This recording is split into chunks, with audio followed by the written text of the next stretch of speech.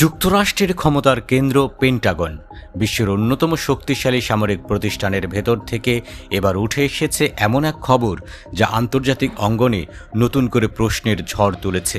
দাবি করা হচ্ছে ইরানকে কিভাবে আরও চাপের মুখে ফেলা যায় সেই বিষয়ে নতুন ও ব্যতিক্রমী ধারণা জানতে সামরিক বিশেষজ্ঞদের কাছে ইমেইল পাঠানো হয়েছে। এমন খবর প্রকাশের পর শুরু হয়েছে তুমুল আলোচনা। তাহলে কি ওয়াশিংটন নিজেই এখন পরবর্তী পদক্ষেপ নিয়ে দ্বিধায়?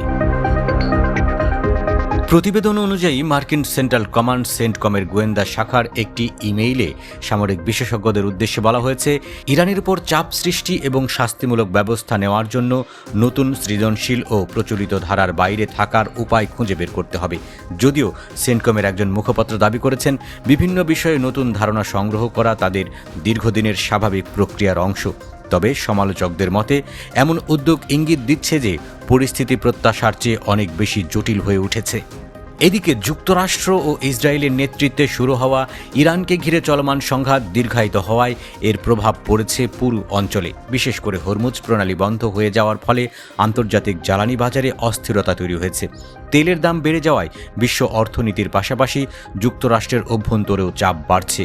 ফলে সামরিক কৌশলের পাশাপাশি রাজনৈতিক ও অর্থনৈতিক হিসাবও এখন সমান গুরুত্বপূর্ণ হয়ে উঠেছে।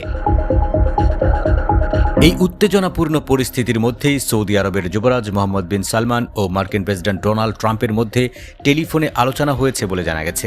সৌদি পক্ষের দাবি, যুবরাজ সংঘাত কমাতে সংলাপকে অগ্রাধিকার দেওয়া এবং যুদ্ধবিরতির মাধ্যমে কূটনৈতিক সমাধানের পথ খুঁজে বের করার উপর জোর দিয়েছেন। এই বার্তা স্পষ্টভাবে ইঙ্গিত করে যে মধ্যপ্রাচ্যের গুরুত্বপূর্ণ দেশগুলো দীর্ঘমেয়াদী সংঘাত এড়াতে আগ্রহী। অন্যদিকে প্রেসিডেন্ট ট্রাম্প দাবি করেছেন, নতুন করে হামলা স্থগিত রেখে ইরানের সঙ্গে আলোচনার পথ খুলে দেওয়া হয়েছে এবং খুব শিগগিরই আলোচনা শুরু হবে। তাঁর ভাষ্য অনুযায়ী সামরিক চাপের পরিবর্তে এখন আলোচনার মাধ্যমে সমাধান খোঁজার চেষ্টা চলছে। তবে এই বক্তব্য সামনে আসার পরই পরিস্থিতি নতুন মোড় নেয়। কারণ ইরান সরাসরি যুক্তরাষ্ট্রের দাবিকে নাকচ করে দিয়েছে।